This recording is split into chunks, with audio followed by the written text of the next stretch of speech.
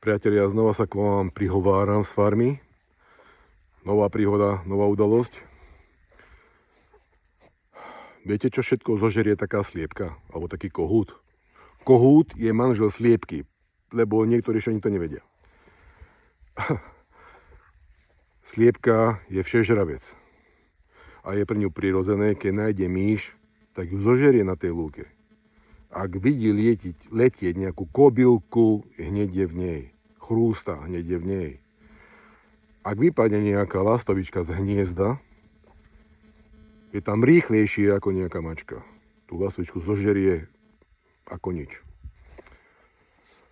Niektorí si myslia, že tie sliepky žerú asi omrvinky po raňajkách alebo nejaké zákusky z cukrárne.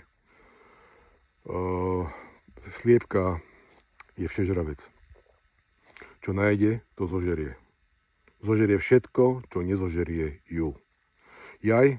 Ak by našla líšku, ktorá je postrelená, ešte aj líšku zožerú. Ešte aj líšku zožerú, všetko zožerie. A je to silný dravec. Silný. Ak sa pobijú s jastrabom a zložia jastrba, tie 2-3 kohúty zložia ho, tak ešte toho jastraba zožerú. Sliepka žerie mäso. Žerie. Komentujúce, že oni by také mäso nejedli. Ja vám ho nepredávam, však ja neviem o tom, že by som mu také niečo chcel dať. Nechcel. Prosím vás. Chodili ste do školy. Naozaj ste takéto?